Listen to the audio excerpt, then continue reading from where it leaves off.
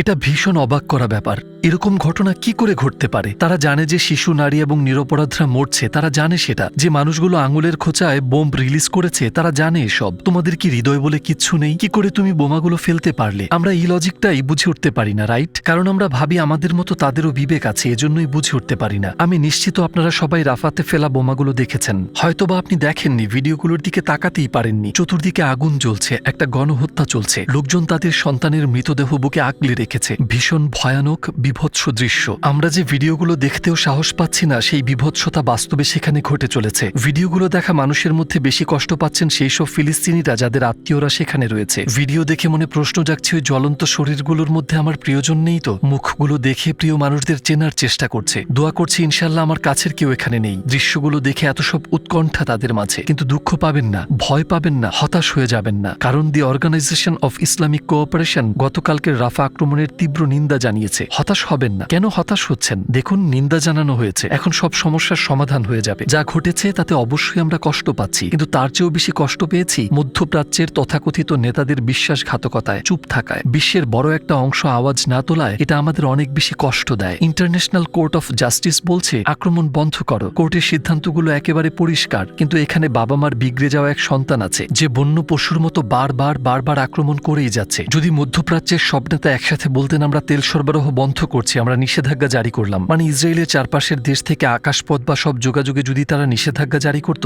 এমনকি যদি সারা বিশ্ব এক হয়ে বলতো যথেষ্ট হয়েছে, শিশু আর নারী হত্যা বন্ধ করো, নিরীহ মানুষ মরছে অকারণে, যদি সেই বকে যাওয়া সন্তান বলতেই থাকতো আমি থামবই না, আর উত্তরে তারা বলতো ঠিক আছে সমগ্র বিশ্ব তোমার উপর নিষেধাজ্ঞা জারি করছে, তাহলে পরিস্থিতি কেমন দাঁড়াতো বলুন তো? দেখুন, 3 দিনও লাগতো না, হয়তো মাত্র একদিনেই আমরা যুদ্ধবিরতি দেখতে পেতাম। আপনি দেখতে পেতেন ফিলিস্তিনের শিশুরা পার্কে খেলতে শুরু করেছে। আপনি দুঃখ আর কষ্ট ছাড়াই সেই দিনগুলো দেখতে পেতেন।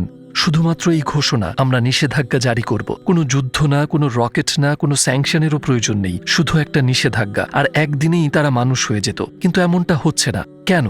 কারণ এখানে শুধু ইসরায়েল দোষী নয়, বিক্রি হয়ে যাওয়া নেতারা আছে, অন্য পরিকল্পনা, অন্য স্বার্থ। ঠিক এই কারণেই কোনো একতা নেই। যা ঘটেছে প্রায় সবই আপনি জানেন। ইসরায়েল চেয়েছিল ফিলিস্তিনিদের উত্তর থেকে দক্ষিণে সরিয়ে নিতে, আর তারা সেটাই করেছে। তারা 7 থেকে 8 বার স্থান পরিবর্তন করে সবশেষে একটি ক্যাম্পে আশ্রয় নিয়েছিল। রাফাতে, যেখানে ইসরায়েল তাদের থাকতে বলেছিল, লোকজন যখন গভীর ঘুমে, তাদের তাঁবুগুলো দাউ দাউ করে জ্বলে ওঠে। শোনা যাচ্ছে 8টা রকেট আক্রমণ করেছে সেখানে, আর সেখানকার দৃশ্য ভীষণ ভয়ানক। আমি খুব বেশি ডিটেলে বলতে চাইছি না, কারণ আপনার হয়তো কষ্ট হবে। আমাদের 45 জন ফিলিস্তিনি ভাই বোন শহীদ হয়েছেন, আর আহতের সংখ্যা বেড়েই চলেছে, আর মৃতের সংখ্যাও সময়ের সাথে সাথে বাড়ছে। কি অদ্ভুত, তাই না? তারা বলল দক্ষিণে যাও, সেটাই সবচেয়ে নিরাপদ জোন। ওকে, তারা সেফ জোনে গেল, আর সেখানেই নিরীহ মানুষের উপর বোমা বর্ষণ শুরু হলো। ঠিক যেমন হিটলার লোকজনকে নির্দিষ্ট জায়গায় নিয়ে গিয়ে এরপর সেখানে গণহত্যা চালিয়েছিল। ঘটনাগুলোর ভীষণ মিল। গ্যাস চেম্বারে লোক জড়ো করার মতো। আপনি নির্দিষ্ট এলাকায় লোকজনকে জড়ো করছেন, আপনি বলছেন এটা সেফ জোন, ইন্টারন্যাশনাল কমিউনিটিগুলোও বলছে এটা সেফ জোন। এরপর ঠিক যে জায়গাটাকে সেফ জোন বলা হলো, সেখানেই নিরীহ মানুষগুলো জমা হলো, আর আপনি তাদের মেরে ফেলতে শুরু করলেন। কি হলো? রকেটগুলো কি ভুলে আঘাত করেছে? 8টা রকেট, সবগুলোই কি ভুলবশত লঞ্চ হয়েছিল? ইসরায়েলের মতো এত উন্নত প্রযুক্তির একটি দেশ, এমন একটি দেশ যারা অতি সূক্ষ্মতার সাথে বোমা ফেলতে সক্ষম, তারা কি এসব ভুলবশত করেছে? না, প্রথম দিকে তারা একটি ব্যাখ্যা দিত যে ইসরায়েল নিজেকে রক্ষা করছে, কিন্তু এখন এসব হত্যাকাণ্ড এতটাই বেড়ে গেছে, এখন এটা গণহত্যায় দাঁড়িয়েছে। ব্যাপারটাকে আর অন্যভাবে ব্যাখ্যা করার কোনো সুযোগ নেই। পরিসংখ্যান দেখুন একবার। 15,239টি শিশু মারা গিয়েছে, 10,093 জন নারী মারা গিয়েছেন, সব মিলিয়ে 35,984 জন মানুষ শাহাদাত বরণ করেছেন, 80,643 জন মানুষ আহত, সাথে অসংখ্য অকল্পনীয় মানসিক যন্ত্রণা। যারা মারা যাননি তারা ভেতর থেকে শেষ হয়ে গেছেন। আমি বলছিলাম অকল্পনীয় মানসিক যন্ত্রণা কেন? কারণ আপনার পরিচিত সবাই মারা গেছে। এই যন্ত্রণা নিয়ে কি বাঁচতে পারবেন? কখনো সুখী হতে পারবেন? আমি একটা বাচ্চার ভিডিও দেখছিলাম, চলুন একসাথে দেখি। الحمد لله. فيصل أحمد الخالد. كم عمرك؟ 5 سنين. أمي كانت حامل، طخوا أمي ببطنها، كانت حامل بالشهر السابع. وابوك وين كان؟ أبوي كان نايم، ولما صحي هو مات هو وأمي أسبوع واحد. في نفس اليوم اه قدامك انت شفت؟ قدام. شو صار قدامك؟ لما احنا طلعنا على الممر جابوهم وطخوهم قدامي. ইনশাল্লাহ তার পুরো পরিবার নিশ্চয়ই জান্নাতে গেছেন। শুধু দেখুন বাচ্চাটির অবস্থা, এটা একদমই হালকাভাবে নেবার মতো কিছু নয়। কথা বলার সময় বাচ্চাটার মুখে কোনো এক্সপ্রেশনই ছিল না, তার আবেগগুলো একেবারেই মরে গেছে। বলুন, এই বাচ্চাটা কি বেঁচে আছে? সে কি সার্ভাইভ করছে? সে কি ঠিক আছে? মজলুমের কান্না এত জোরালো হয়ে উঠে আসবে। যে সকল মুসলিমদের এসব কিছু থামানোর ক্ষমতা থাকতেও থামায়নি, তারা কি ভাবে যে আমরা ইবাদত করি, রোজা রাখি আর এতেই আমরা জান্নাতে যাব? আমাদের ধর্ম কিন্তু তা বলে না। কখনো রাসূল সাল্লাল্লাহু আলাইহি ওয়াসাল্লামের জীবন নিয়ে পড়াশোনা করেছেন? একটু তাকিয়ে দেখুন তিনি জীবনে কতটা দয়ালু ছিলেন। তিনি একটা শিশুর বাড়িতে যেতেন তার পোষা পাখিটা মারা যাওয়ায় সান্ত্বনা দিতে। আমাদের ধর্ম শুধু নামাজ পড়া আর রোজা রাখা নিয়ে না। হ্যাঁ, কিছু ফরজ এবং রুকুনগত ব্যাপার অবশ্যই আছে, কিন্তু আপনি বলতে পারেন না যে আমি নামাজ রোজা করেছি, ওকে এখন আমি যা খুশি তাই করে মানুষকে অত্যাচার করব। এটা করতে পারেন না। মধ্যপ্রাচ্যে এত এত মানুষ, এত নেতা, এত প্রভাবশালী ব্যক্তিত্ব আছে, এমনকি গার্দিওয়ালা একজন ইসরায়েলির সাথে হ্যান্ডশেক করতে অসম্মতি জানিয়েছেন। তিনি তার প্রতিক্রিয়া দেখিয়েছেন, বিবৃতিও দিয়েছেন। তো এই মানুষগুলো কি এমনটা ভাবছে যে আমরা আমাদের ক্ষমতা হারাবো, নিজেদের বিপদে ফেলার কোনো মানে হয় না? ভাই, আপনি অলরেডি মরে গেছেন। ইসরায়েল যদি আপনাকে মেরে ফেলে বা খুন করে কি আসে যায়? আদতে কি কোনো ফারাক পড়বে তাতে? আপনি অলরেডি মৃত। যেমন রাস্তায় যেসব প্রাণী ঘুরে বেড়ায়, আপনি বেড়াল, কুকুর দেখতে পাবেন, ওইসব প্রাণীগুলো আপনার চেয়ে বেশি মূল্যবান। You are dead. পশুর চাইতেও অধম। নিচতার যদি একটা নতুন লেভেল আবিষ্কার হয়, আপনি অলরেডি ওই লেভেলে আছেন। আপনি বেঁচে থাকেন আর নাই থাকেন, কি আসে যায় তাতে?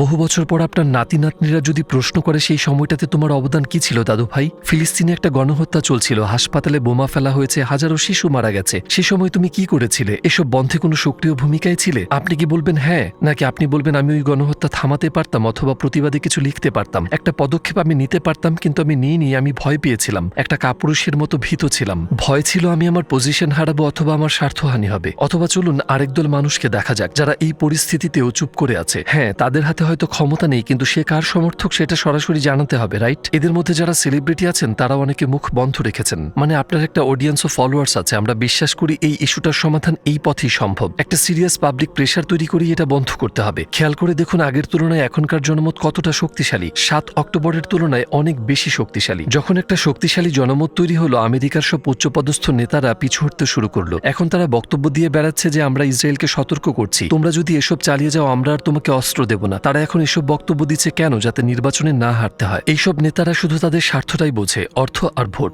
আমেরিকানরা বলছে যে আমরা তোমাকে ভোট দেব না কারণ আমাদের ট্যাক্সের টাকায় ইসরায়েলকে সাপোর্ট দিচ্ছ, ফিলিস্তিনিদের হত্যা করছো, তোমরা আমাদের হাতে রক্ত মাখিয়ে দিচ্ছ, আমাদের দেয়া ট্যাক্সের টাকায় তোমরা শিশু আর লোকজনদের বোমা মারছো। তারা যখন এসব বলতে শুরু করলো, দেখেছেন কিভাবে নেতারা পিছু হটতে শুরু করেছে। তাই অন্ততপক্ষে আমরা যেটা করতে পারি তা হলো জনমত তৈরি করা, একটা সিরিয়াস প্রেশার তৈরি করা। কিন্তু এটা কতটা দুঃখজনক আর কষ্টের যে বিশাল একটা ফ্যান ফলোয়ার নিয়েও কিছু মানুষ যারা এতটাই সেন্সিটিভ যে একটা কুকুর বা বেড়াল মারা গেলেও টুইট করে আর কনসার্ন দেখায়, তারা কিছুই বলে না যখন ফিলিস্তিনে হাজার হাজার শিশু মারা যাচ্ছে। মানে এসব নিয়ে কি মৃত্যুর পর কাউকে প্রশ্ন করা হবে না? আমরা কি শুধু সালাত আর সাওম নিয়ে জবাবদিহি করে পার পেয়ে যাব? শুধুমাত্র নেতানিয়াহুরই হাসুরের দিন শাস্তি হবে না, সে পাল্লায় শুধুমাত্র জালিমরা থাকবে না। যারা এই হত্যাকাণ্ডের সমর্থন দিয়েছে তাদের সবারও বিচার হবে। শুধুমাত্র এবাদতই সবকিছু নয়। আপনি যদি এভাবে ভেবে থাকেন তাহলে আপনি পুরোপুরি ভুল বুঝেছেন এই বিষয় ও ধর্মকে। এমন একদল মানুষ আছে যারা বলে যে এইসব ইস্যুতে আমার কিছু করার নেই। আমি কিছু সার্ভে দেখেছি, সেখানে প্রশ্ন ছিল ইসরায়েলে যা কিছু হচ্ছে সেটি নিয়ে আপনি কি ভাবছেন, ফিলিস্তিনে যা ঘটছে সে ব্যাপারে আপনার মতামত কি? কিছু মানুষ উত্তর দিয়েছেন এটা আমার ইস্যু নয়, আই ডোন্ট কেয়ার। অনেকেই বলেছেন এই ইস্যুতে আমি নিরপেক্ষ। জানিয়ে রাখি ইসরায়েলের সমর্থনকারী কিন্তু অনেক কমে গেছে, কারণ অত্যাচারের মাত্রা এখন ভীষণ আর ভয়ানক হয়ে দাঁড়িয়েছে। এত সবকিছু দেখেও আপনি কিভাবে নিরপেক্ষ থাকতে পারেন? কিভাবে আপনার কিছু আসে যায় না? ওই শিশুগুলোর ধর্মে আপনার কি কিছু আসে যায়? দেখুন, একটি শিশু মারা গেছে, সেখানে 5টি শিশু, 10টি শিশু, 1000 শিশু, 15,000 শিশু মারা গেছে, কিছুই আসে যায় না আপনার? মুসলিম হিসেবে বেড়ে ওঠার পর তারা আল খেল্লার কুফিয়া পড়ে, হয়তো সেগুলো আপনার পছন্দ না, আপনি ঘৃণা করেন, ওকে এই মানুষগুলোকে সমর্থন করা লাগবে না, ফাইন। হতে পারে আপনি একজন অবিশ্বাসী বা সংশয়বাদী, আপনি একজন মুসলিম হতে পারেন, আপনার ধর্ম যাই হোক না কেন, যদি একজন মানুষ হয়ে এই শিশুদের মৃত্যু আপনার বিবেকে নাড়া না দেয়, আপনি হয়তো জানেন না, কিন্তু ভেতর থেকে আপনি পচে গেছেন। আপনি নিজের আরাম আয়েশ আর স্বার্থের দাস হয়ে গেছেন। কোনো ব্যাপারে আপনার স্বার্থ না থাকলে সেখানে আপনি একটা শব্দ খরচ করেন না। আমি এটাও জানি যে প্রথমে যখন 7ই অক্টোবরের ঘটনাগুলো শুরু হলো, তারা সেগুলোকে এমনভাবে উপস্থাপন করেছিল যে সবকিছুর মূলে হামাস, তারাই শয়তান। ইসরায়েলের অধিকার আছে নিজেদের রক্ষা করার, আরো অনেক কিছু। তারা এটাকে এমনভাবে উপস্থাপন করেছিল যে শুরুতে আসল ব্যাপারটা অনেকেই বুঝে উঠতে পারেনি। তারা হয়তো ভাবছেন প্রথম দিকে যেহেতু আমি কিছু বলিনি এখন ওই ব্যাপারে চুপ থাকবো, কিন্তু এখন সত্যিটা একেবারে পরিষ্কার। তাই আমাদের উচিত নিজেদের সব সংশয়কে পেছনে ফেলে এই ইস্যুতে একমত হওয়া এবং জোরদার জনমত গড়ে তোলা। যদি আপনি নিজের নাতি নাতনিদের বলতে চান যে আমি সঠিক পক্ষই বেছে নিয়েছিলাম, ঠিক এই মুহূর্তে গণহত্যা চলছে, আপনার পক্ষ বেছে নিন প্রিয় ভাই ও বোন। এখানে আমি আমার সেই সব ভাই বোনদের কাছে মানবিক আবেদন করছি যারা আমেরিকান নাগরিক। আপনি কি বুঝতে পারছেন আপনার সমর্থন ছাড়া ইসরায়েল ওই শিশুদের ও নির্দোষ ফিলিস্তিনিদের মারতে পারে না? মানে আপনি যাই কিনছেন তাতে ট্যাক্স আছে। যাদের হাতে আমেরিকার রাষ্ট্রযন্ত্র, ট্যাক্সের টাকা পেয়ে তারা বলে আমরা ইসরায়েলকে সমর্থন করি।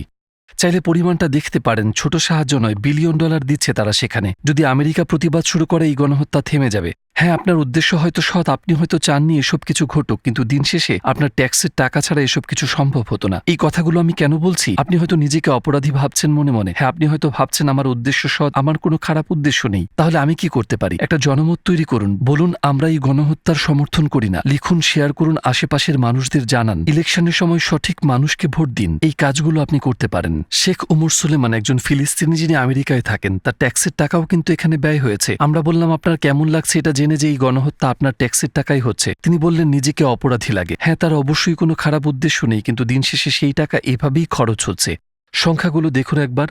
15,239 জন শিশু মারা গেছে। এটা কেবল সাম্প্রতিক ঘটনাগুলোতে মৃত্যুর সংখ্যা। জানেনই তো 7ই অক্টোবরের পর আমি ওইসব হত্যার কথা তো বলছিই না যেগুলো বছরের পর বছর ধরে চলে আসছে। সব মিলিয়ে 35,000 মানুষ, একটা স্টেডিয়াম ভর্তি মানুষ সবাই মাটির নিচে চলে গেছে শুধু গত 8 মাসে, শুধুমাত্র এই জালিমদের কারণে। আপনি জানেন 7ই অক্টোবর কিছু একটা ঘটল, ইসরায়েল ভীষণ হইচই শুরু করে দিল আর পুরো পৃথিবীর জনমত নিজের পক্ষে করে নিল। কিছু বানোয়াট কথা বলল, আমাদের শিশুদের মাথা কেটে নিয়েছে, নারীদের ধর্ষণ করেছে, তাদের স্তন কেটে নিয়েছে। মানুষ তাদের বিশ্বাস করেছিল কিন্তু কোনো প্রমাণ পাওয়া যায়নি। তখন যারা বলেছিল তারা এসব কিছু দেখেছে, পরে স্বীকার করেছে আমরা আসলেই দেখিনি যে বাচ্চাদের দ্বিখণ্ডিত করা হচ্ছে। আপনি রাফায়ের ভিডিওগুলো না দেখে থাকলে দেখবেন না, আমি একটু করে দেখেছিলাম। তাদের হার্ট একটু দুর্বল, আমি যা বলছি সেটা তাদের শোনার প্রয়োজন নেই। 15 সেকেন্ড ফরওয়ার্ড করে দিন। এক লোক পড়ে যাওয়া একটি শিশুকে বুকে আগলে রেখেছিলেন, আপনি ওই শিশুর হাড়গুলোও দেখতে পাবেন, এমনকি শিশুর মাথাটাও ছিল না। ওই লোকটি ডানে বামে দৌড়াচ্ছিলেন, তিনি কি করছিলেন হয়তো নিজেই জানেন না। আমি একটা কয়লা হয়ে যাওয়া শরীর দেখেছি, হাতগুলো উড়ে গেছে, অনেকে নিজের চোখ হারিয়ে ফেলেছে, মানুষ মারা যাচ্ছে। এখন উল্টো চিত্র কল্পনা করুন, ফিলিস্তিন ইসরায়েল আক্রমণ করছে এবং 35,000 নিরপরাধ মানুষকে হত্যা করেছে। ফিলিস্তিন পক্ষ 10,000 নারীকে হত্যা করেছে এবং 15,000 ইসরায়েলি শিশু হত্যা করা হয়েছে। 15,000 ইসরায়েলি শিশু। এমন একটা দৃশ্য কল্পনা করুন। 7ই অক্টোবর কিছু বিচ্ছিন্ন ঘটনা তুলে ধরে পুরো পৃথিবীর জনমত নিজেদের পক্ষে করে নিল। এখন উল্টোটা কল্পনা করুন, আপনি শুনেছেন কি ঘটেছে? একটা ইসরায়েলি শিশুর মাথা কেটে নেওয়া হয়েছে, পুরো জায়গাটা জ্বালিয়ে দিয়েছে। ফিলিস্তিন ইসরায়েলের হাসপাতালে বোমা ফেলেছে, তারা ইসরায়েলিদের বলেছে দক্ষিণে যেতে এবং 20 লক্ষ মানুষকে ঘরবাড়ি ছাড়তে বাধ্য করেছে। সবাই যখন দক্ষিণে গেল তাদের তাঁবুগুলোতে রকেট আক্রমণ শুরু করলো। যদি এমন কিছু ঘটতো তাহলে বিশ্বের জনমত কি একই রকম থাকতো? তারা এখন ফিলিস্তিনকে কিছুটা সমর্থন করছে। এই কাল্পনিক সিনারিওতে তারা কি ইসরায়েলকে এমন সামান্যই সমর্থন করত, নাকি তারা বলতো তোমাদের সমস্ত নিউক্লিয়ার বম দিয়ে ফিলিস্তিনিদের উপর আক্রমণ করো, বিন্দুমাত্র দয়া দেখিও না? এইভাবে তারা বম্বিং করতো আর মানুষ খুব শান্তভাবে এই ছবিগুলো দেখতো, কোনো চোখের পানি ছাড়াই। কি আশ্চর্য! আমাদের নবীজির একটি হাদিস রয়েছে, তোমাদের মধ্যে কেউ কোনো অন্যায় হতে দেখলে তাকে বলো যেন হাত দিয়ে বাধা দেয়। সেটা করার সামর্থ্য যদি না থাকে সেজন্য অন্তত মুখ দিয়ে প্রতিবাদ করে, এবং সেই সামর্থ্য যদি না থাকে তাহলে যেন মন থেকে বাধা দেয়, আর সেটা হলো ইমানের দুর্বলতম প্রদর্শন। চলুন একটা অবস্থান নেই, কাদের পাশে আছি বুঝিয়ে দেই, সামর্থ্যে যতটুকু সম্ভব করে যাই। যদি প্রশ্ন করেন ইসরায়েলের পতন কি করে হবে, এইসব অপরাধীদের কি শাস্তি হবে, আমি বলবো অবশ্যই জালিমদের বিচার হবে। সেটা কি এই দুনিয়াতেই হবে? আমার তাই মনে হয়। কিন্তু এই মানুষগুলোর বয়স যেহেতু এখনই 40-50 বছর, আরো 40-50 বছর পর নিশ্চয়ই তারা কবরবাসী হয়ে যাবে। সেই সব জালিমেরা আর যারা সেই জুলুমের সমর্থন করেছিল আর যারা একে থামাতে পারত কিন্তু তা করেনি, চিন্তার কিছু নেই। শতভাগ নিশ্চিত থাকুন 50 বছর পর আল্লাহর ন্যায় বিচারে এই মানুষগুলোর বিচার হবেই। তাদের এমনভাবে বিচার হবে, তারা এমনভাবে শাস্তি পাবে যে নিজেদের জীবদ্দশায় যেসব পাশবিক কাজগুলো তারা করে গেছে, যে শাস্তিগুলো তারা পাবে তার তুলনায় সেসব কিছুই না। তো চিন্তা করবেন না, শতভাগ নিশ্চিত থাকুন যে আগামী 40-50 বছরে, হয়তো 20 বছরে এই মানুষগুলো আল্লাহর ন্যায় বিচারের স্বাদ পাবে। মজলুমের অধিকার আদায় হবেই ইনশাআল্লাহ। 35,000 মানুষ শহীদ হয়েছেন। হ্যাঁ, ওই শিশুগুলোর মৃত্যুতে আমরা কষ্ট পাচ্ছি, কিন্তু এখন সেই শিশু বলছে দুনিয়াতে আমি ক্ষুধায় খাবার পাইনি, তৃষ্ণার্ত ছিলাম, কিন্তু এখন জান্নাতের এই জীবন কতই না সুন্দর। এবং আল্লাহর উপর পরকাল এবং কোরআনে বিশ্বাস আমাদের এ কথাই বলে। এই মুহূর্তে সেই 15,239 জন শিশু ভীষণ সুখী। হ্যাঁ, তারা ভীষণ সুখী। 10,000 নারী, 35,000 শহীদ, তাদের কষ্টের দিন শেষ। কিন্তু যারা তাদের পেছনে রয়ে গেছে তারা কষ্টে আছে। তাই আমাদের উচিত তাদের সারিয়ে তোলা, প্রিয় ভাই ও বোন। আর ইসরায়েলের পরিণতি কি হবে তাহলে? এই জুলুম কি সত্যি একদিন শেষ হবে? আমাদের রব এই প্রশ্নগুলোর উত্তর দিয়ে দিয়েছেন সূরাতুল ইসরায়ের 4th এবং 8ম আয়াতের মধ্যে। আয়াতে বলা হয়েছে ইহুদিরা পৃথিবীকে 2 বার কুলুষিত করেছে, যার ফলস্বরূপ তারা 2 বার অপদস্থ হয়েছে। তাদের শহরগুলো ধ্বংস হয়েছে আর তারা নির্বাসিত হয়েছে। প্রথমবার ছিল 598 খ্রিস্টপূর্বে ব্যাবিলনিয়ানদের দ্বারা, আর দ্বিতীয়বার ছিল 70 খ্রিস্টাব্দে রোমানদের দ্বারা। আজকের দিনের সাথে এই ঘটনাগুলোর কি সম্পর্ক? আল্লাহ কোরআনে বলছেন বনি ইসরায়েলকে উদ্দেশ্য করে, হয়তোবা তোমাদের প্রভু তোমাদের উপর রহম করবেন, কিন্তু তোমরা যদি ফিরে যাও পাপের পথে আমরাও ফিরে আসবো শাস্তিতে। অর্থাৎ তোমরা পাপে ফিরে গেলে আমরা শাস্তিতে ফিরে যাব। তোমরা একই অভিজ্ঞতার মুখোমুখি হবে যে অভিজ্ঞতা অতীতে হয়েছিল। যেমনটা আমরা জানি জুলুম যখন একই মাত্রায় থাকে তখন তার ধ্বংস হয় না, এর ধ্বংস ঘটে যখন মাত্রা বাড়ে। যখন এর মাত্রা বাড়ে জনগণের বিবেক জেগে উঠতে থাকে। মাত্রা বাড়লে লোকজন প্রতিক্রিয়া দেখায়, ঠিক যেমনটা আজকের দিনে ঘটছে। একটি জনমত গড়ে উঠেছে, একটি সার্বজনীন চেতনা গড়ে উঠছে। ঠিক এভাবেই নিপীড়নের সমাপ্তি ঘটে। ইতিহাসের পাতা জুড়ে অনেক অত্যাচারীর কথা শোনা যায়, আর প্রতিবারই অত্যাচারীর শেষ পরিণতি ছিল একই। ইনশাল্লাহ এবারও তেমনটাই হবে। আমরা আমাদের কাজ করে যাচ্ছি, আমাদের পক্ষ বেছে নিয়েছি। আল্লাহ যেন সব অত্যাচারীর বিনাশ ঘটান ইনশাআল্লাহ।